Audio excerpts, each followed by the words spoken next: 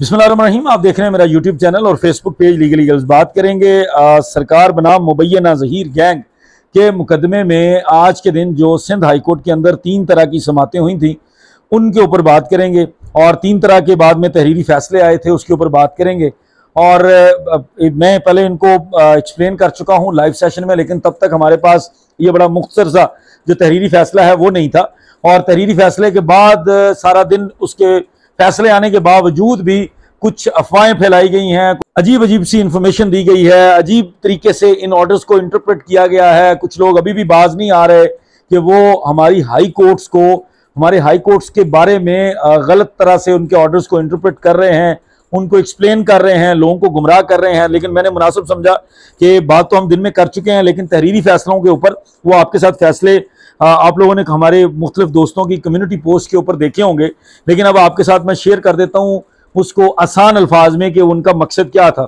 Secondly, ये मैं क्यों एक्सप्लेन कर रहा हूँ, वो कुछ देर कबल मुझे आप लोगों में से किसी ने आज के टोले के एक वो बोतलनुमा जो है और वो कराची से जो मुबैना तौर पर साफिया लगता नहीं है, लेकिन उसके बारे में ये बात आई है कि वो बड़ा ग्लोरीफाई किया जा रहा है आज एक तौहीन अदालत वाले मामले को, तो उसके ऊपर बात करेंगे।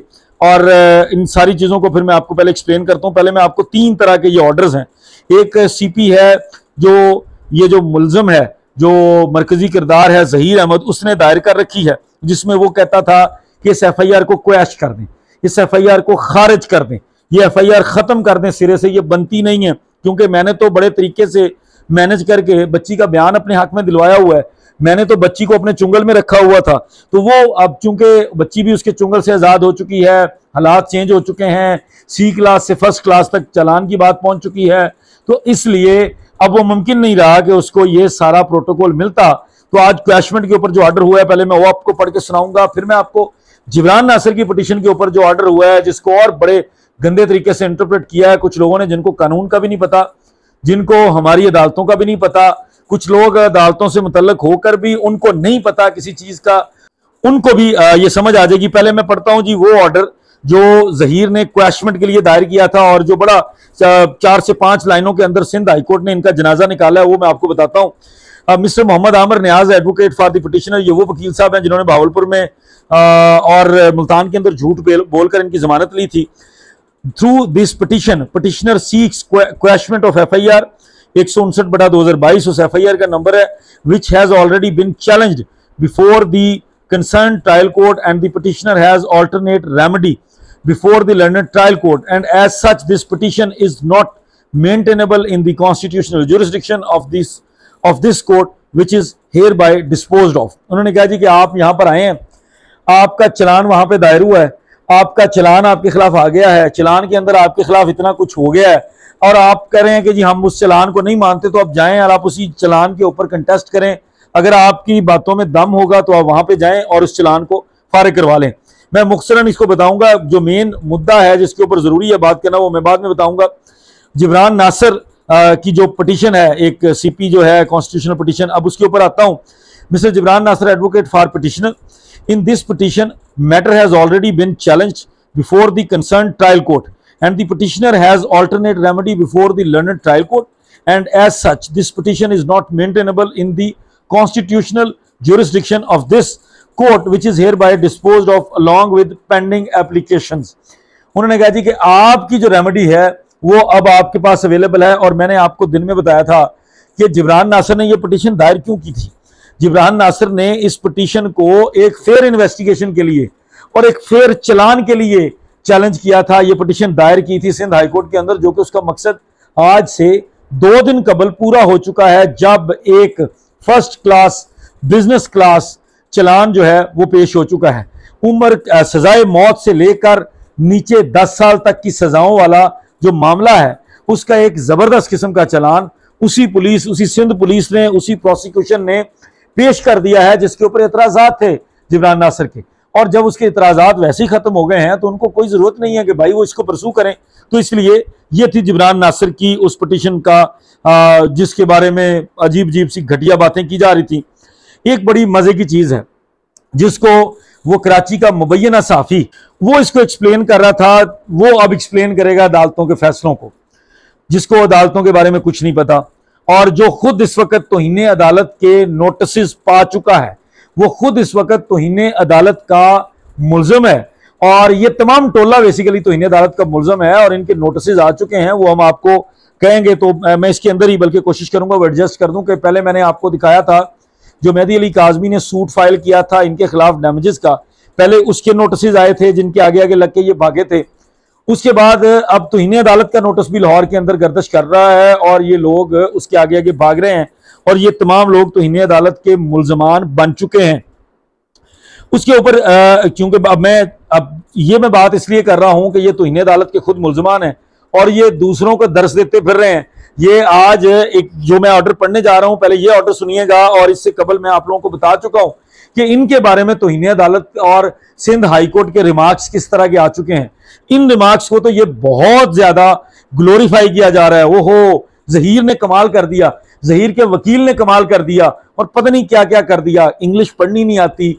और जाकर ये लोग बात कर रहे होते हैं, वो कभी 5000 साल का जो मुझे आप लोगों ने क्लिप भेजा है, वो कहते हैं 5100 साल पहले की बात है। वो ये जी वो पिटीशन है, कॉन्स्टिट्यूशनल पिटीशन जो दायर की गई थी। बेसिकली ये कंटेम्प्ट ऑफ कोर्ट थी जो दायर की गई थी जहीर की तरफ से प्रोसिक्यूटर और तफ्तीशी के ऊपर दबाव डालने के लिए, जो उनका मकसद कामयाब नहीं हुआ, चलान फर्स्ट क्लास में आ गया। ये इस पिटीशन के अंदर हाई कोर्ट क्या कहता है वो आप सुन लें। मैं इसको आसान, वैसे आप सब लोगों को सुनने से समझ आ जाएगी, लेकिन मैं इसको आसान अल्फाज में भी समझा दूंगा। Let notice be issued to the alleged contemners Faiz H Shah, prosecutor general Sindh, and Saeed Ahmed Rind, DSP, who shall ensure their attendance before this court on the next date of hearing. Mr. Jibran Nasser, who is appearing on behalf of the petitioner and complainant in listed application, seeks time to file certain documents in order to assist this court. He shall do so prior to the next date of hearing to come up on a date to be fixed by the office after 6 weeks. अब मैं आपको फर्क बताता हूं, जिस तौहीन अदालत के ये मुल्ज़मान हैं और जो ये तौहीन अदालत की जिसके अंदर नोटिस जारी किए गए हैं प्रोसिक्यूटर को और तफ्तीशी को, ये तफ्तीशी को और प्रोसिक्यूटर को सिंपल कहा गया है कि आपको नोटिस भेजा जा रहा है, आप आ जाएं। और जब इन लोगों को नोटिस जारी किए गए हैं तो इन लोगों को कहा गया है वो भाई अपना काउंटर एफिडेविट लेके आना अपने बिहाफ पर, वरना कोई प्लीडर लेके आना, वरना तुम लोगों को छोड़ा नहीं जाएगा। और शदीद किस्म के अल्फाज इस्तेमाल किए गए हैं इन लोगों की उन तौहीन अदालत, तौहीन अमेज बातों के बारे में जो इन्होंने सिंध हाई कोर्ट की 2 मकामात पर की है। 2 तौहीन अदालत इन लोगों के खिलाफ पेंडिंग है, 2 दफा ये लोग तौहीन अदालत के मुल्ज़िम हैं। और मैं आपको दिखाऊंगा ये लोग, ये जितने भी ये चौधरी बने फिरते हैं, ये लोग अगर उसी सिंध हाई कोर्ट के अंदर माफिया ना मांगे, उसी सिंध हाई कोर्ट के अंदर अपने माफी नामे ना जमा करवाएं, तो फिर आपने मुझे कहना है। मैं माफी नामे इनके आपको दिखाऊंगा कि ये लोग माफी नामे मांगेंगे। और ये बात करते हैं इस तौहीन अदालत की, जो आज इस तौहीन अदालत को लेकर ये लोग ग्लोरीफाई कर रहे हैं, जिसके अंदर कख नहीं है। उस तौहीन अदालत जिस दिन वो लगेगी ना, जिस दिन उसकी हेयरिंग होगी, वो जो 6 हफ्तों की डेट डाली गई है, जब उसकी हेयरिंग होगी तो इन लोगों के कान खुल जाएंगे, इन लोगों की आंखें खुल जाएंगी, इनको पता चल जाएगा कि तौहीन अदालत होती क्या है और तौहीन अदालत हम समझते किसको रहे हैं। हम किन लोगों को बेवकूफ बनाते रहे हैं कि हम कहते रहे हैं कि वो देखें वो तौहीन अदालत होगी। और आज हमारे जो कराची के साफी दोस्त थे, उन्होंने बड़ा वाजे, इस बंदे ने बड़े झूठे प्रोपेगेंडे किए आज, और सारा दिन जैसे प्रोपेगेंडा आता था ये और इसकी वो मालकन जो है जिसके ये पे रोल पे है, रिपोर्टरली मैंने सुना है कि ये पे रोल पर है, ये बोतलनुमा जो है वो इसको कुछ सैलरी दे रही है जिसकी वजह से ये इस लाइव सेशन के अंदर आकर बैठता है। तो उस रिपोर्टरली जो मुझे सुनने में आया है, इस तरह की बातें सुनी जा रही हैं कि लोग कह रहे हैं कि ये कुछ ना कुछ जो है ना वो पेमेंट वो करती है, तो ये अपना टाइम निकाल कर, क्योंकि अगर वो साफी है तो बड़ा मुश्किल है कि आप ऐसे प्लेटफॉर्म के ऊपर आकर बैठ जाएं, तो यकीनी तौर पर कोई कंसिडरेशन हो सकती है। तो उस वजह से ये इसके साथ बैठकर जो प्रोपेगेंडा वो कह रही थी, आज के दिन ये प्रोपेगेंडा कर रहा था।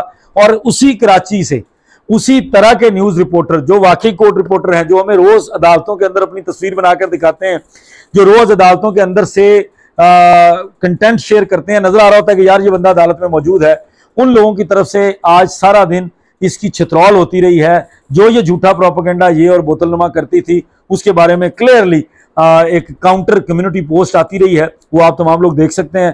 तो ये आज के दिन की सिर्फ प्रोसीडिंग्स थी। पहले हम इसके ऊपर बात कर चुके हैं, दिन में मैंने मुख्तसरन एक लाइव करके सारा एक्सप्लेन कर दिया था कि आज हुआ क्या। लेकिन चूंकि उसके बाद तहरीरी फैसला जाता है, ये 3 छोटे छोटे फैसले थे, इनको पढ़ के सुनाना जरूरी था। इनको मैं ऐड कर दूंगा, अगर आप लोग कहेंगे तो इनको मैं प्रोवाइड भी कर दूंगा, आप लोगों को चाहिए होंगे। वैसे हमारे दोस्तों ने कम्युनिटी पोस्ट पर दिन से ये पोस्ट किए हुए हैं, तो वो उसको आप देख सकते हैं। और जो कल का दिन है, कल का दिन जब तक हमारी ये वीडियो शायद आप तक पहुंचे बहुत देर हो चुकी होगी रात की, तो ये कहा जा सकता है कि सुबह के वक्त जो प्रोसीडिंग होने जा रही है वो एमएलओ के ऊपर है। और पूरी उम्मीद है अल्लाह ताला के घर के कल हाई कोर्ट जो है वो एमएलओ की इजाजत देगा। और कल आप देखिएगा कैसे लोगों की दुमों पर पांव आता है और कैसे लोग जो हैं वो दौड़े लगाएंगे इंशाल्लाह ताला का। अब सुबह तक मुझे इजाजत दीजिए, सुबह एमएलओ के ऊपर बात करेंगे जब इंशाल्लाह ताला कोई अच्छी खबर आएगी सिंध हाई कोर्ट से। जिब्रान नासिर इंशाल्लाह ताला को अच्छी खबर देंगे, फिर उसके ऊपर हम बात करेंगे। तब तक मुझे इजाजत दीजिए, बहुत शुक्रिया, अस्सलाम वालेकुम।